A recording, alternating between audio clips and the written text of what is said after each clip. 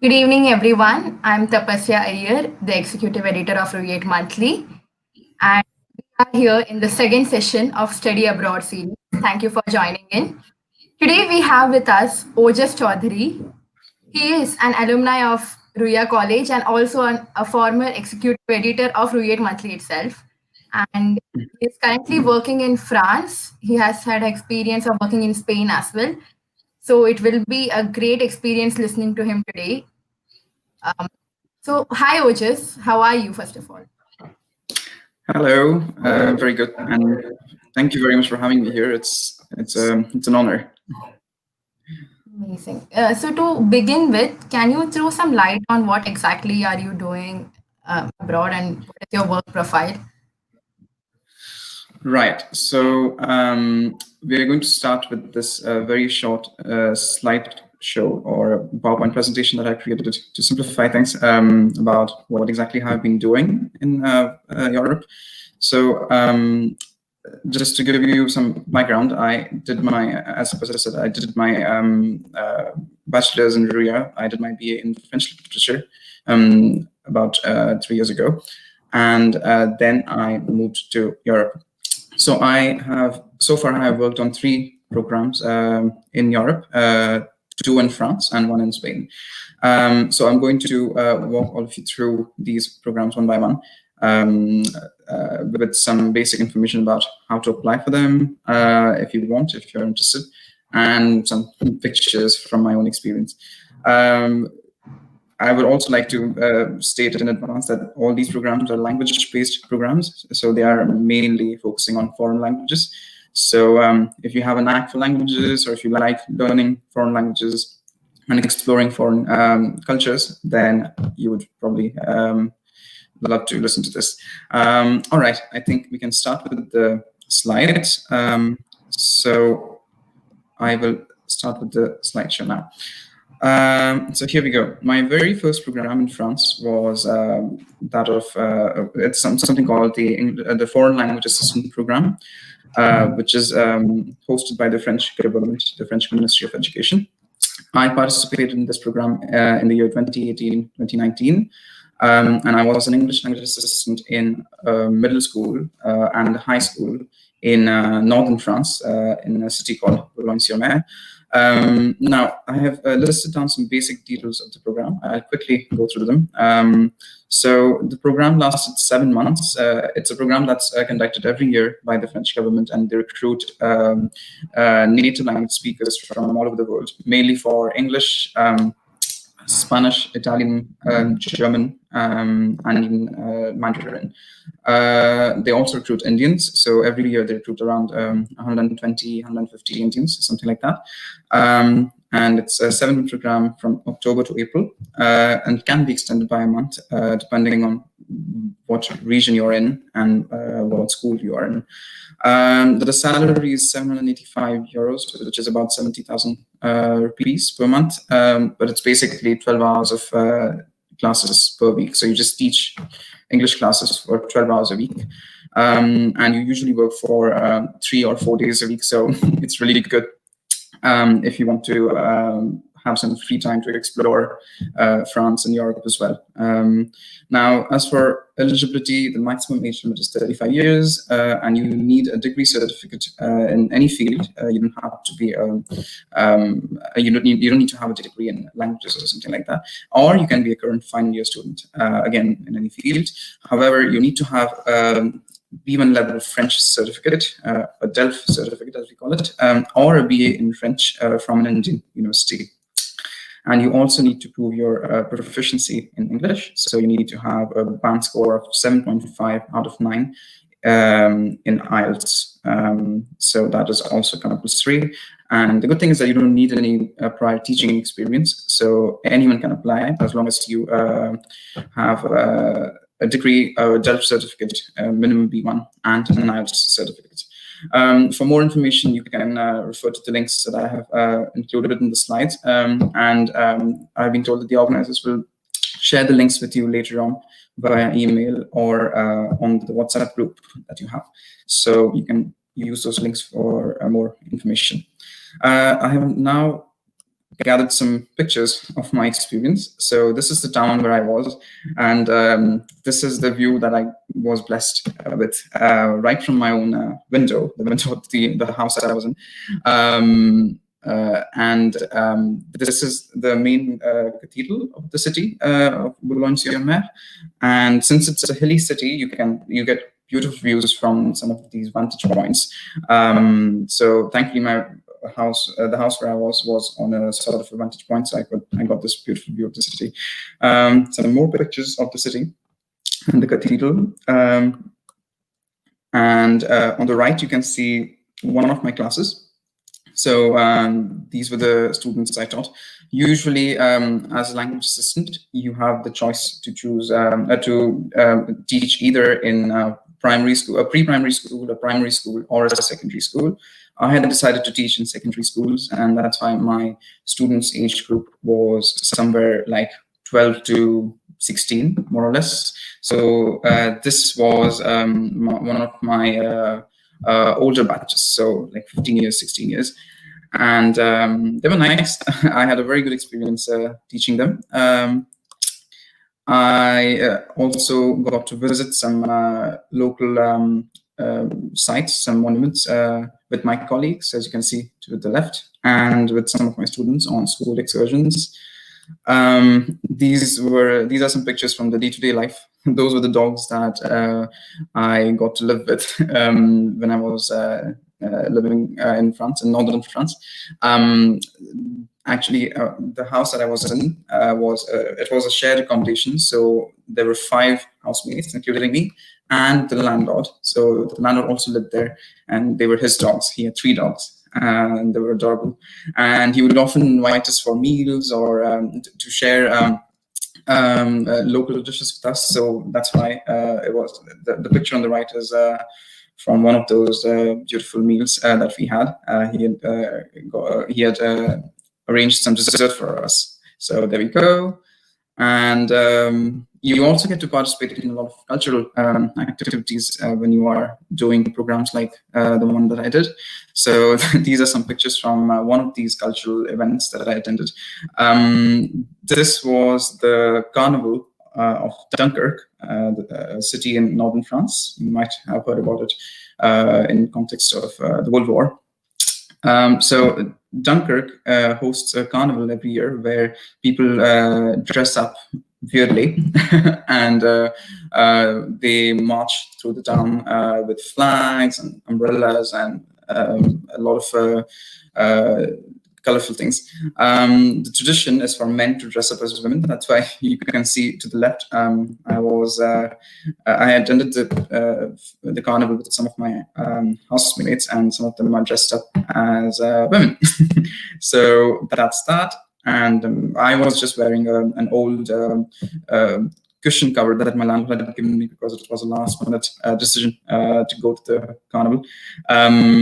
But anyway, to the right, you can see some more people dressed up, wearing wigs and hats and whatnot, and marching around with flags and umbrellas. So I got to participate in a lot of cultural activities the same way.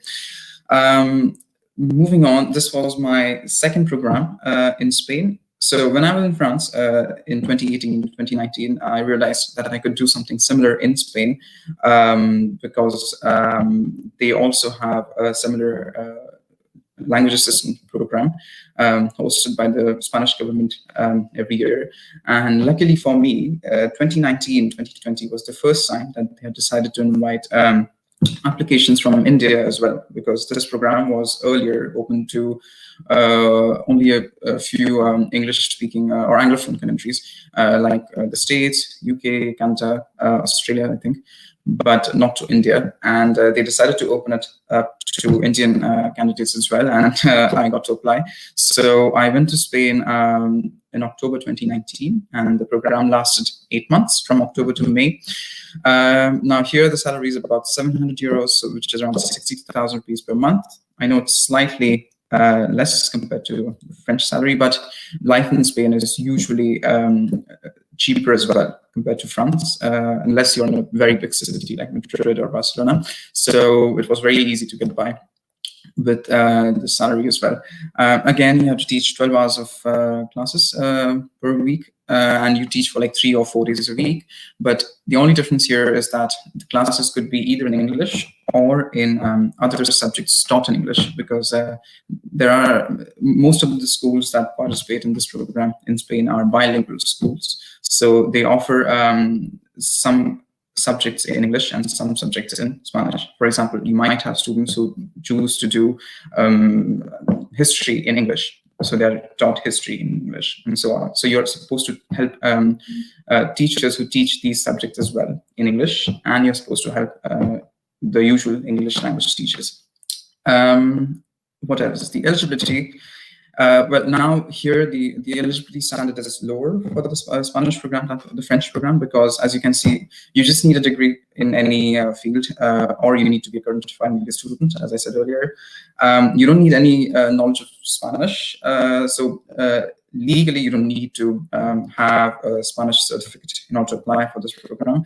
But I would recommend that you learn at least some Spanish before you apply for the program, because all the administrative side of the program is in Spanish. So when you apply for the jobs, when you send your application and everything, everything is in Spanish. So it'll be much easier for you if you know Spanish. Because otherwise it could be a little challenging. Again, you don't need any language certificate in English, like IELTS or TOEFL, but candidates are interviewed. So before you actually apply on their website, I have shared the link of the website here, you're supposed to contact them and ask them to interview you to test your proficiency in English. And at the end of the interview, they will let you know if you can apply. And the interview is just like some basic questions about a model lesson plan, for example, or how would you impart cultural knowledge, or how would you promote intercultural exchange with students, or your motivations for doing this program, some basic questions like that. So it's not really difficult. They just want to know if you speak English. So it's quite easy to pass the interview, and then you can apply. You don't need any prior teaching experience either. In my case, it helped that I'd already been teaching English in France, but I know so many people who had never taught anyone anything, and they also got in, and they had a good time in Spain. So there we go. Now, again, I have some pictures of my experience in Spain, starting with the city. So this is the city that I was in. It's called Sanlúcar de Barrameda. It was in the Cádiz province in Andalusia. So it was in southwest Spain, not very far from Portugal. And again, it was right by the sea. So we used to get some amazing sunset views, or some really good sea breezes from time to time. Some more pictures of the city and the landscape, the Spanish countryside. And these are my colleagues. They were very kind to take me out on meals so that I could try the local food, the local cuisine. And at the same time, I got to learn a lot from them and about them. So I got to learn a lot about their culture. And the good thing was that, well, I spoke Spanish, so it was easier for me to establish this relationship with them, where we often exchanged thoughts about our cultures. We often told each other a lot about each other's countries or lives in general, and that's why they would often invite me to go out with them like this. The picture to the left is when they had taken me out to try some fried fish, because the region where I was is well known for its fried fish. And I had just turned vegetarian. I just turned non-vegetarian. I'd been a vegetarian for 8 to 10 years, and I realized that it would be difficult to continue being a vegetarian in Spain. So I decided to let go and to just explore the local gastronomy. So they decided to take me out to have the local food, which was nice. And the picture to the right was actually the last time I got to see them all together. Before the pandemic. It was my birthday meal in March, and it was also the day that Spain had just decided to shut down the schools in some regions for a couple of weeks. So we thought that the same thing was going to happen in our region as well. And then after that, after a few weeks, everything was going to return to normal. But of course, nothing of the sort happened. And that's why that picture is very special to me. I got to see some of them much later, like 7 or 8 months later, just before I left Spain. But not all of them. I did not get to say goodbye to all of them. So I wish to. I hope I can return to Spain in a few months just to see them once again. Anyway, these were my housemates from Spain. Some of them were my housemates, some of them were my friends. So they were also a part of the same program from different countries, from the States, from Serbia, from the UK, etc. And we often hung out together. We had a lot of fun as well. So there we go. And again, as far as the cultural aspects are concerned, I got to visit quite a few places in Spain as well before the pandemic. So these were some pictures from there. So the picture on the left is actually the picture of what we call a bodega, which is basically a place where sherry is made and distilled and conserved. Because my region, the region where I was, is well known for its sherry production. That's where sherry was invented. So just like we have wine tours, they offered sherry tours in the region. So my friends and I, once we decided to go on one such tour, and we got to see these beautiful barrels of sherry and try different types of sherry in the production, the sherry production plant. And to the right is a picture of another carnival that I got to attend, the Carnival of Cadiz, the city of Cadiz, which takes place in March as well. So it was just before the pandemic. And we got to see people dressing up and singing local or traditional songs, because that's the tradition for the carnival. People group up and they stand on these big decorated floats, and they march around, they parade around the city while singing funny songs or sad songs. It's like comedy, tragedy, things like that. It was very much fun. This is the city of Cadiz to the left, and to the right was another place where we got to try some local cuisine in Cadiz. You can see, I think all of it is seafood, some fried fish, some octopus, etc. So if there are any vegetarians watching this, I apologize. But as a part of being a cultural ambassador, I had to show these pictures to explain what you could expect if you come here. Now, to the left, again, you can see the Cathedral of Cadiz. It was a school trip that I was a part of. Some of those were my students. They had organized an excursion to the city of Cadiz. So that's when the picture was taken. And to the right is a symbolic picture, because that was the first time my friends and I got to go out on a walk after the pandemic. That was the first time we were seeing the beach again after like 2 or 3 months of staying home, being locked up at home. So that's why you can see me wearing my mask. So there we go. And that's it. Now, finally, the third program that I participated in, that I'm still a part of, is in French, we call it the lectorat program. So it's basically the same job as earlier, but with more responsibilities and at the university level. So now I'm currently an English language teacher at the University of Orleans, the University of Orleans in central France. Now, as you can see again, the duration is 12 months, not 7 or 8 months. So your contract is for 12 months, but from September to August, but your actual work lasts from September to June, because then you have the summer vacation, June onwards. So even if you're paid for all the 12 months, you have to work from September to June only. The salary, since this time you have more responsibilities, the salary is also a little higher. So you get 1,200 euros, which is about more or less 1,07,000 rupees per month. But you have to teach for about 300 hours throughout the academic year. So it's like a proper job. So that's why the salary is a little high, but that's good because it's easier to manage your finances this way. Now, the eligibility is, well, most universities hire candidates with 1 or 2 years of master's study, but there are also some universities that accept bachelor's level studies, just like the university where I'm working, because I don't have a master's yet.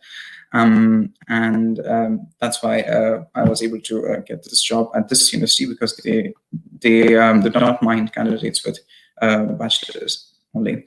Now, for this sort of a job, you need to have prior knowledge of French, because most of the administrative aspects of the job are in French. And you also, when you're communicating with your colleagues, with your department and everything, I realized that everything happens in French. So it's necessary to speak French, I believe.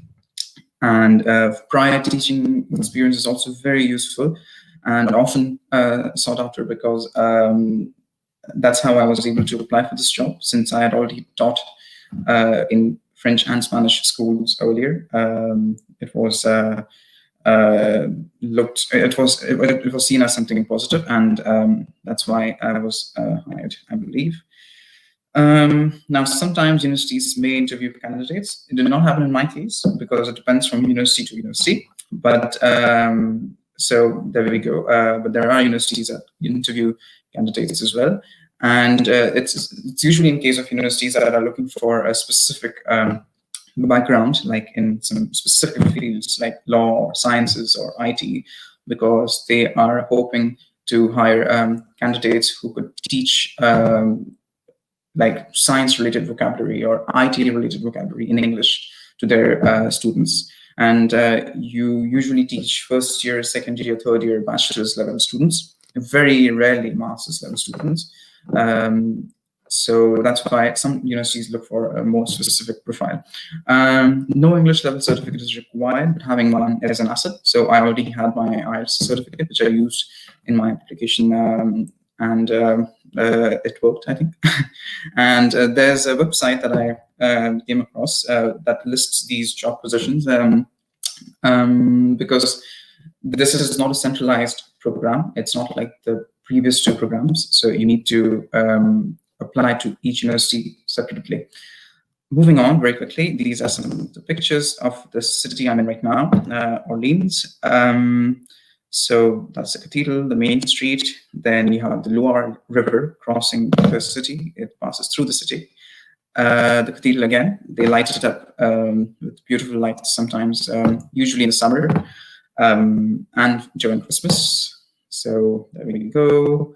A very nice, varied cheese platter that I got to try a few months ago. That's the cathedral lit up for Christmas. And the picture on the right is actually a picture that I took just a few weeks ago. It was a beautiful day. We had a wonderful sunset. So I just went out for a walk by the river and I got to take that picture. So there we go. And that's it for my slide presentation for the time being.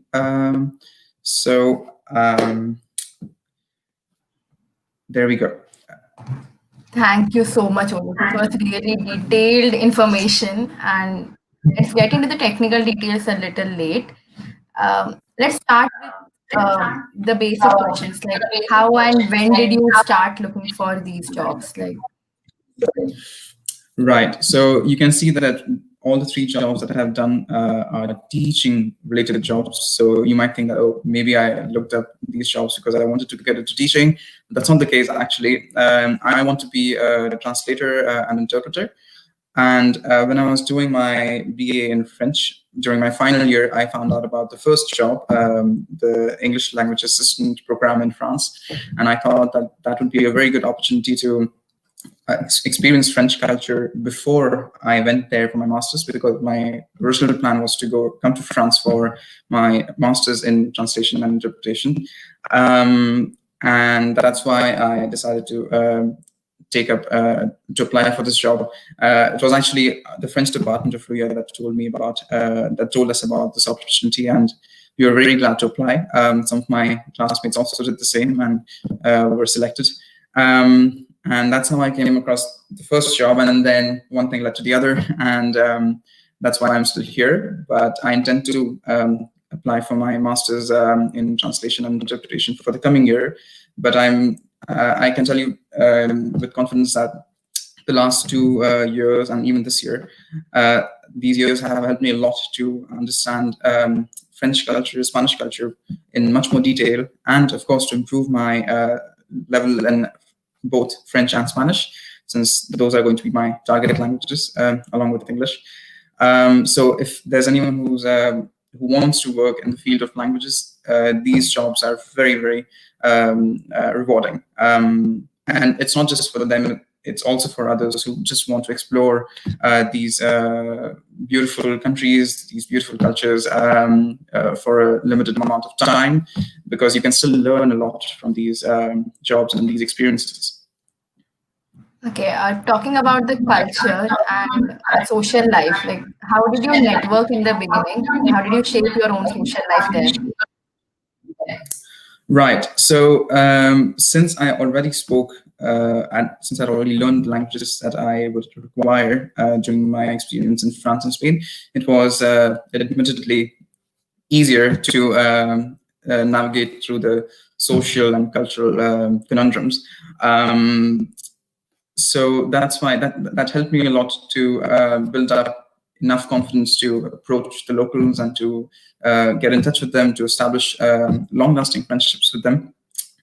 Because, as I said, you must have seen some pictures of me with my colleagues, with my housemates, my expat friends who were here doing the same job. I went in thinking that, okay, I'm going to go with the flow and see where it takes me. So I would never dither from trying new things, from talking to new people, because it always teaches you a lot in my experience, and that's what I did. So I often spoke to my colleagues during breaks. I remember when we were in Spain, there was this cafe right beside the school where I taught. So I saw that my colleagues would often go there to have coffee during the break. We had like a 20-minute break during the day. So I would often go with them. And that helped me establish a more informal relationship with them. And we would often exchange a lot on various topics, and we got to know each other even better. And that's how I got to spend so much time with them and learn so much from them. But not just that, I also tried doing some local, participating in some local activities. Like in Spain, I joined yoga classes. And I remember when I told my mother about this, she was like, I have been asking you to do that, to do yoga in India for so long. You did not want to do it. And then you went to Spain and you decided to do it. Well done. So it was very unique because I was the only Indian in the class and they were all very fascinated. They were like, oh, wow, we have an Indian doing yoga with us in our class in Spain. So that was fun. But the point of me telling you this is that I got to learn. I got to meet even more people because the yoga teachers who were Spanish, they loved India, so they loved having me there, and they would often invite me to hang out with them, and we would talk a lot as well. So that's how I got to learn so much about their culture, and I got to tell them so much about our culture as well. So that's how I was able to create these long-lasting friendships. But I definitely say that the language has helped me a lot. So just knowing a language is one thing, but using it to strike these friendships, to strike these relationships is another. And I would definitely encourage people to not just learn languages, but also to use these languages to learn more about the world around them, and not be nervous or not be not be underconfident about your skills, because people really appreciate it if you speak their language, if you know their language. That's what I can tell you from my experience. And lastly, I also participated in local culture, the festivals, the carnivals, the traditions, and a lot of I did some traveling. I did some private tutoring, so that's how I got to meet a lot of people and learn so much about their culture. Amazing experience for the last 3 years. Now you have been working there for like 3 years, right? So what difference did you notice between our work environment and the work environment in abroad? Right. So I have noticed that I think people here know how to appreciate the free time that they get and how to use it. Because in India, we often what we often do is we make our work our life, and that's why we have like people working all the time, and then the few free moments they get, they have to spend them doing other things that are not related to work but are equally important. But people here have learned how to strike the balance between work and leisure. So they respect their vacations, they respect their weekends. For example, in France, you have this law saying that your employer is legally not allowed to contact you with work-related things on weekends, for example, or on public holidays. We don't really have any rule of that sort back home in India. People just work whenever they need to. I understand that most people don't really have that choice in India, so that's something different. But most people here make sure that their free time is appreciated, and that they can have some free time for themselves, to practice their hobbies, or for their family, but to spend with their families and friends. That's why they often try going on trips during their vacations. They try doing weekend trips or something like that, or they just indulge in their hobbies, like I don't know, painting or music classes or things like that. So I really like this work-life relationship balance that they have achieved and attained. Talking about work life, like which country do you prefer? Like apart from Europe, or you can include Europe as well, but which area do you prefer for work environment? Right. So that's a difficult question, because I have really enjoyed my experience in France and Spain. But yeah, I like them both. I can't really pick between one of them. But what I could say is that I have noticed that in both countries, and I'm sure it's true about most European countries, the work environment is also very sound, because people are. Here's the thing: people work from, like, say, 8 to 4 or 8 to 3, something like that, and that's it. After that, the work is done. So they don't bring their work home with them. So evenings are free for them. They can do whatever they want during the rest of the day, and that helps again with the work-life balance. So it's a very good healthy work environment, especially for teachers, I believe, because teachers also get extra perks with vacations. I can tell you about France. When I was in France, even if I was just a teaching assistant, I was entitled to the same amount of vacations as the usual teachers, the proper teachers. And we got 4 vacations of 2 weeks each during the entire academic year. And I'm not even including the summer vacation. So in my case, my contract lasted 7 months, from October to April, out of which I got 4 vacations of 2 weeks each. So I worked for 5 months out of 7, and these were paid vacations. So teachers often get more vacations than others, and that's why there's this informal debate going on all the time in France about why teachers complain about the work they have. They're getting so many vacations, but it's true that they also have to work during the rest of the time.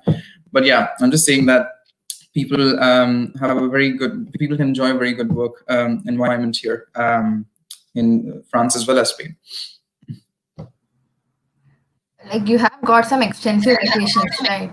So you must have traveled a lot. So how did you manage your expenses and budget once you went to France? How did you manage it? Now, for budgeting, the one thing that I learned very early on was to note down everything that I spent money on. So I noted down every tiny expense of mine, and I made this sort of a monthly list of how much money I was spending on what. So that gave me an idea of my grocery budget, my rent budget, my bills, etc. So that way I was able to plan a little bit about spending the rest of the money. So I knew how much I could spend on what. So it was easier to plan trips. It was easier to plan some shopping, things like that.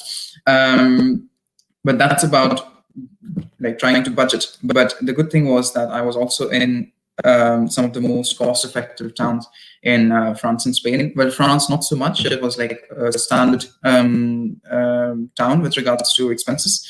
But in Spain, life, like standard of living or the way of living was quite cheap in my part of the country. So it was much easier to spend money, basically, because the rent was very cheap. Going out to have food or to share tapas or something like that was very cheap. So that helped a lot. But not just that, it also helped to have some help from the government. For example, in France, you are entitled to a housing allowance scheme from the French government. So once you have your rent contract with you, you can, and once you're in France, you can apply for housing allowance, and the government helps you pay your rent, no matter if you're French or not. It's for everyone. So I did the same thing. So that way, the rent that I incurred in France was so like it wasn't very expensive, but then this allowance helped me pay nearly 80% or more of the rent amount. So in the end, my rent turned out to be even cheaper. There's no such program in Spain, but then in all of Europe, if you're under 25, under 26, you have a lot of schemes offered by tourist sites, offered by traveling companies. For example, almost every major monument, museum, or other cultural site in Europe offers you discounts, like 50% discounts, or even more, like 80% discounts if you are below 25 or 26. You also have traveling passes, like the French railway company has its own youth pass. So if you have this pass, you have to pay some money for that. But then once you get the pass, you get like 15 to 20% off on every train ticket in the future for a year or something like that. So all these schemes helped a lot as well. Amazing. And now let's get into the technical details that we had talked before. What are some of the soft skills that the recruiters are looking for in abroad? As for the soft skills, well, as far as the jobs that I did are concerned, the main objective of these jobs is not just to help the students here with their English skills. It's also to broaden their cultural horizon and to help them gain more socio-cultural knowledge. So recruiters, in case of jobs as mine, look for people who can promote their culture, who can encourage intercultural dialogue, and most importantly, open-mindedness, because a lot of these students have never been, most of these students actually have never been acquainted with our culture or cultures of other native language speakers, maybe except the States and the UK, because their culture is everywhere now. But I remember from my own experiences talking to students about India, about Indian festivals, about Indian food, that they had never heard about anything of the sort. They had never seen or tried anything of the sort. So they were very excited to learn these new things. And I think that's what recruiters expect in the candidates. It's also the appreciation that the candidate may have towards their own culture. Like, you need to, of course, if you want to be comfortable and happy here, you need to express an interest in the local culture, because only then can you be happy trying new things, exploring new cultures. So that is very much expected. Okay, so these soft skills, where can the people actually, like, how can they prepare for the interviews? How can they showcase these soft skills to the recruiters? Now, most of the programs don't require an interview. A cover letter or a statement of purpose is enough for that. And then there are programs that require an interview as well. But in both cases, what is important is that you need to be frank. You don't like you need to be frank about your interests. You need to be frank about why you're applying for the program, when not just when answering questions during the interview, but also when writing a statement of purpose, because it is always appreciated if you express an interest in what you want to do. Contrary to a lot of candidates thinking that, oh, we need to have polished answers. Not necessarily. You need to just be frank and open about your intentions for applying for these programs. It is always appreciated. And of course, you also need to show yourself to be competent with regards to the responsibilities that are expected from you. And that way, it'll be easier for you to get recruited. And the language element also helps. Now, in case of some programs, like the French programs, they are happy if you know the languages, or if you know French, if you speak French, because of course it's easier for you as well to navigate through life here if you speak the local language. So you can also express your interest in learning and improving your language skills during the interview or when writing your statement of purpose. So overall, I would say that frankness and a healthy interest in the job and in the culture is important. So with this, when we get a job, when an aspirant gets a job through interviews and by passing all the formalities, the main query that everyone has, the main problem that most of us face is about the visas. So what is the process of getting the visa, and like, is it how can you make it easier? Right. So when it comes to visas, the one important thing is that you need to please try to get yourselves acquainted with all the process, with all of the documents you need and everything well in advance, because there are some documents that require time. Because, for example, when you apply for the French visa, you need to get a police clearance certificate from either from the local police station or from the local passport office. Now, if you go through the police station, it might take a few weeks. Through the passport office, it just takes a few hours. So knowing these tiny things can have a huge difference, a huge impact on your overall process, because time is of the essence when it comes to visas.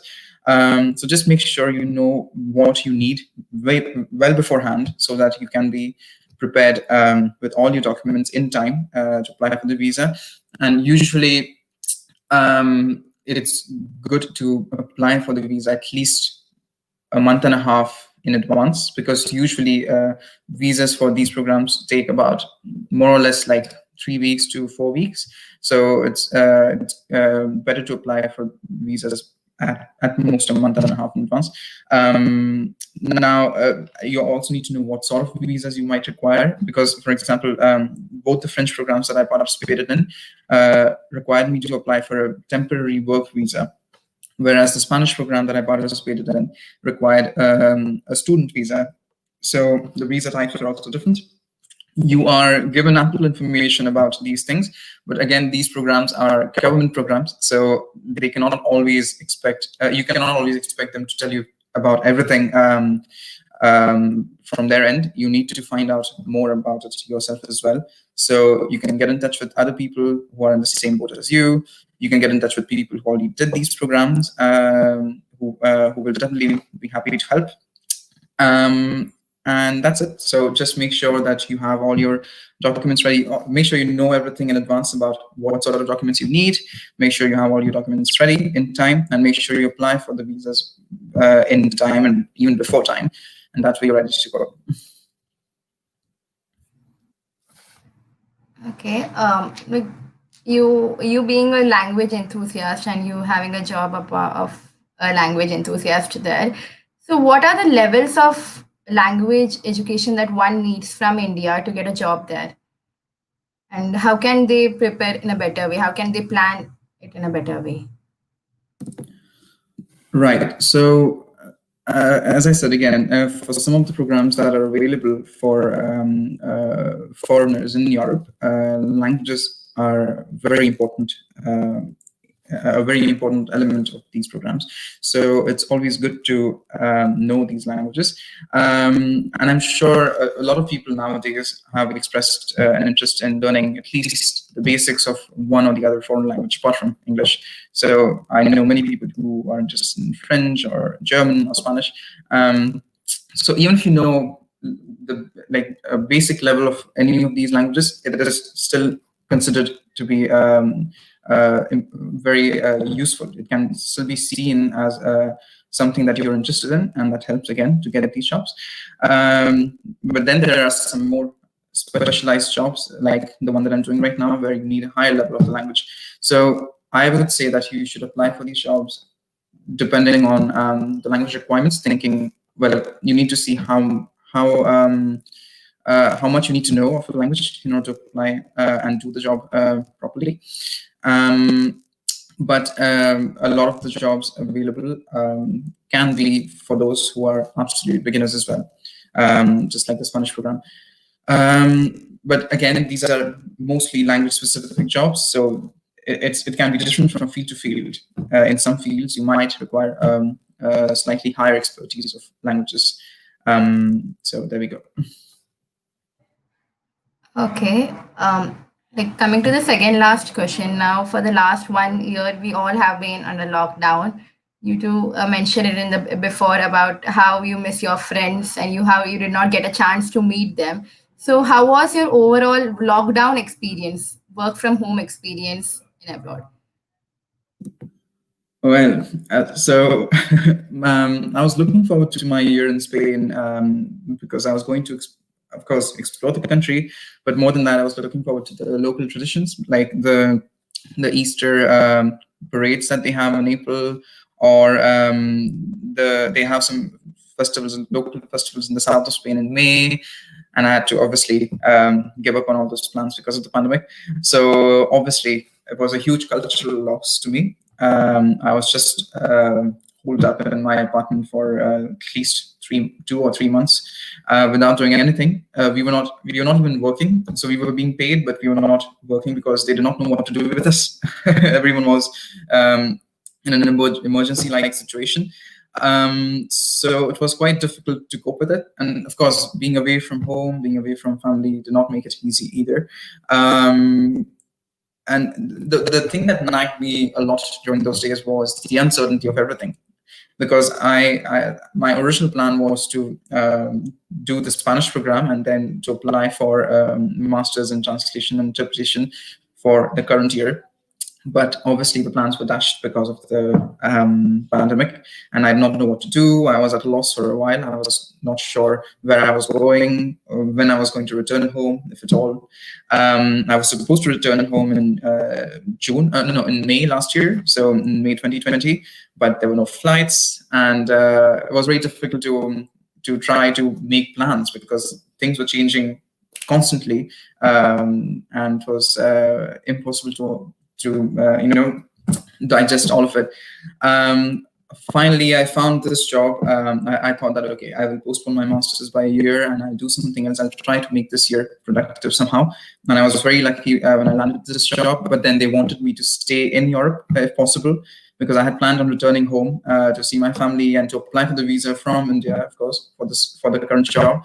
But they were like, okay, if you're going to return home, we may not be able to give you this job. We'll have to recruit someone else because we don't know when you will be able to come back to Europe. So I found out that I could apply for a French visa from the French embassy in Spain. So I decided not to go home and to apply for a visa there itself. And I moved directly from Spain to France. But it was a very stressful few months because with the pandemic and everything, getting a visa wasn't very easy either. There were a lot of snags, a lot of delays. So yeah, the lockdown was an amazing experience. Besides, things are still not better here. We have already undergone a second lockdown for about 2 months of October and November. No, sorry, November and a little bit of December. And now they're saying that there might be a third lockdown. So we'll see. We are already starting with a 12-hour curfew today onwards. Until yesterday, it was 8 p.m. to 6 a.m.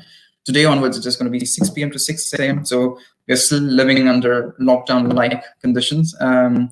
All cultural monuments or cultural sites are shut. Theaters, cinemas, opera, everything is shut. Only the grocery stores and usual shops are open. Restaurants are shut. Everything, like half the things are shut here anyway. So yeah, we are still living through that experience here. Okay, you must be missing your home a lot, right? You must be missing India a lot. And That is true, because it'll be 2 years when I return home now. So yeah, that's true. Besides, I forgot to say that during, like, because of the lockdown-like situations, we have to work from home as well. So I'm going to have to spend like 25 hours in front of my laptop every week, teaching students from my laptop, and it's not amazing. okay, so coming to the last part of our interview, we will be moving on to the question answers now after this question. So, what is your advice to all the aspirants of Ruya College or any other college who want to work abroad? So my advice would be open-minded. Do not be nervous about trying to explore the world. Do not be nervous when it comes to programs like these. I know there's a lot of unknowns, because it's something new that you have never tried in your life. It's something, a new place, new people, a new culture. There will be a lot of different types of culture shock. There will be different types of people that you'll come across. There'll be different experiences that you'll go through, but every experience will teach you something in the end. So I would say that just be open-minded, not be afraid of of the new places that you will explore. Look forward to it. Look at the positive sides of it. Have fun. That's the most important part. Have fun when you're exploring these new cultures and countries, because they can literally take you places, and they can give you a lot of new opportunities. And don't hesitate sharing your own culture with others as well. Just very much appreciate it, because I remember doing a lot of potluck parties with my friends, and trying to teach them how to make pakoras and shev puri and masala papad and whatnot, and everyone loved it. So I'm happy about that. So always, like, sharing is very much important when it comes to these programs as well. And prepare in advance with regards to your budget, with regards to what you plan to do once you get here, because early preparation can also be very helpful. So yeah, but the key word here is being open-minded.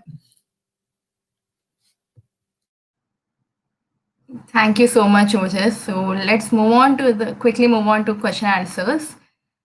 We have some questions here, starting with Sarvesh. So he asks, apart from languages, what are the other employment opportunities for Indians in Europe? Right. So apart from languages, a lot of jobs, a lot of fields that look for foreign employment are, say, the IT sector, or you have a lot of jobs in engineering and things like that. Because what happens is you have a lot of Indian students as well who apply for universities in Germany and France, in engineering and in automobile designing. I know someone who did that. Very interesting fields, and they do their programs here, and then they end up getting jobs here. They could be temporary internships, or they could be long-term jobs. So you have a lot of different fields, but the most important part is looking for these jobs and searching a lot, because Google can help a lot with all these things. In my own case, Google helped me a lot with my language-related jobs and queries. And another good thing is that many of these governments offer interesting schemes. For example, the French government. If you do a master's in any field in France, the French government offers you a 1-year visa that allows you to look for a job here, and to even do internships after your master's program. The UK government has also done the same thing. If you graduate from, if you do your master's studies in a UK university, from a UK university, you can get a 2-year or 3-year work visa, I think, minimum, provided that you get a job. So you can also do that. So there are a lot of exciting opportunities, if only you're ready to look for them and apply for them. Thank you. Just the second question is from Sakshi. And we were talking earlier about visas, so this is related to that. Does the visa procedure differ from every country in EU? Yes, so that's the thing. Now, the visa procedure differs not only for every country, but also for every program that you apply for. So in my case, the first French program that I applied for, and the current French program that I'm doing, the visa procedure for both of them was quite different. The documents required, the procedure that I had to go through, there were a lot of differences.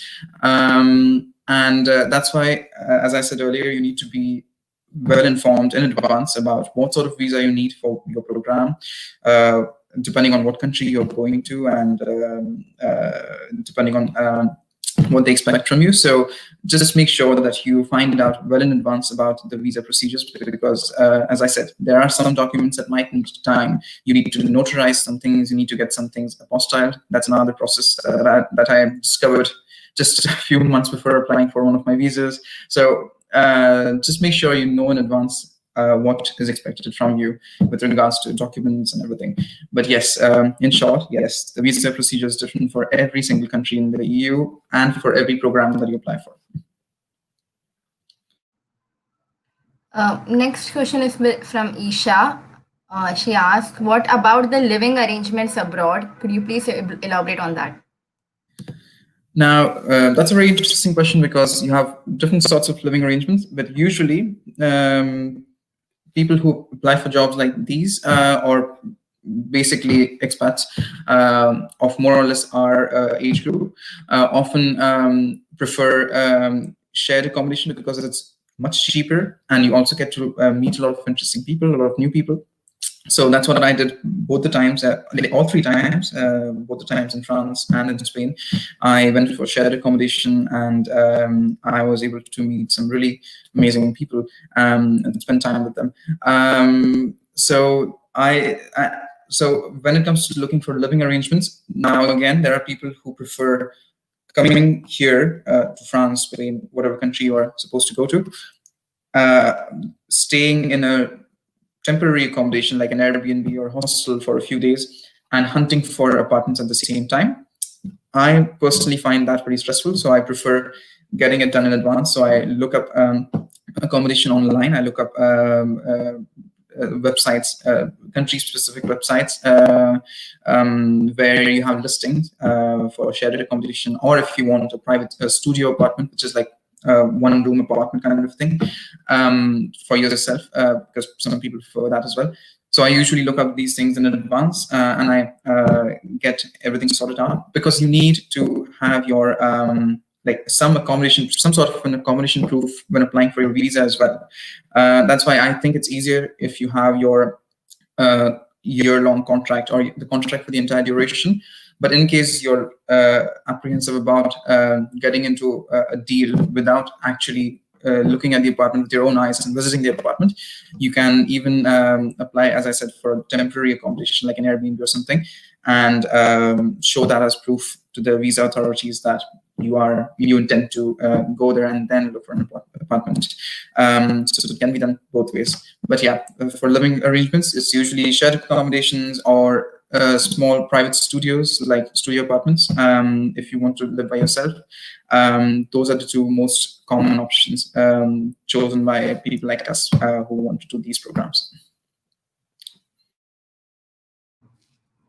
Okay. The next question is from Melang. I don't know how to pronounce that anyway. What in particular drew you to French literature? That's a very nice question. Thank you. So I had always been interested in learning languages. I did not really know it until I did my 10th, I think. Until around my 9th or 10th grade, I realized that I was very much interested in learning different languages. And I also went through this embarrassing phase where for a couple of years around that time, I would just try to learn a few words like thank you and you're welcome in French, Spanish, whatever it was. I did not know how to even pronounce them. And I would just fling them on people unknowingly. And that was that was really bad. But I'm just saying that all of this encouraged me to learn languages even more. So when I found out that RIA has French literature program, and in fact, RIA is the only college in Mumbai, apart from the Mumbai University, offering a BA in French literature. I really wanted to do it, so I joined RIA. I started learning French at the same time from Alliance Française, which is one of the French classes that you can attend. And since I knew that I want to do translation, interpretation, things like that, I realized that it would be handy to know another language. So I started learning Spanish and Italian simultaneously. So even if my degree was in French literature, I also learned Spanish and Italian from classes similar to Alliance Française. And I got my language certificates in French and Spanish. So I have a C2 certificate in French and a C1 certificate in Spanish, hopefully C2 soon, because I want to use these language certificates in order to apply for my master's in translation and interpretation. So if you're interested in master's in translation, interpretation, or language studies abroad, usually you're expected to have C1 or C2 level certificates in the languages that you're targeting, just for those who are thinking of doing that. So there we go. Okay, as a follow-up to the same question, do you have any favorite authors that you would like to recommend? If you're talking about French, I was very lucky to have studied some really interesting classical authors in French. If you have a good level in French, then you'd probably like to read or study these authors. For example, I really liked Molière, who was the French Shakespeare, as we call him. His plays were very nice and fun to read. And they are actually easy as well, as far as language is concerned, because he meant to write those plays for the common people in the, I forgot what century it was, but I would say like 3 or 4 centuries ago. So it's quite easy to follow as well. Otherwise, you have Maupassant, who has also written some very interesting short stories. So I enjoyed him as well. Then I also liked one of the very first women authors in France, Madame de Lafayette, who wrote plays like, not plays, sorry, novels about French society and about French class structure and things like that. Her most famous one being Princesse de Claire. So yeah, you have a lot of French literature and a lot of French authors. But since you're talking about authors, I would quickly like to say that my interest in languages, I think, or my interest in French specifically, perked up at the very beginning when I started reading books by Agatha Christie when I was in 7th and 8th grades, because I saw that my favorite character of hers was Hercule Poirot, the detective, and the Belgian detective, and she would often give him French dialogues, and I would read those, and I was like, oh, I would really love to know how this is pronounced, how you say it, and I would like to learn this beautiful language and speak it myself.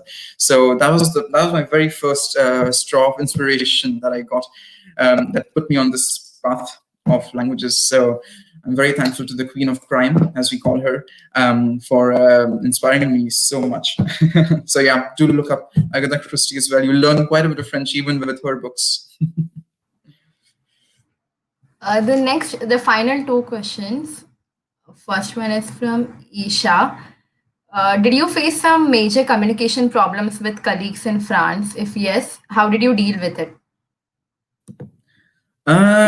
There were no communication problems as such, because again, thankfully, I spoke enough French to be able to understand them.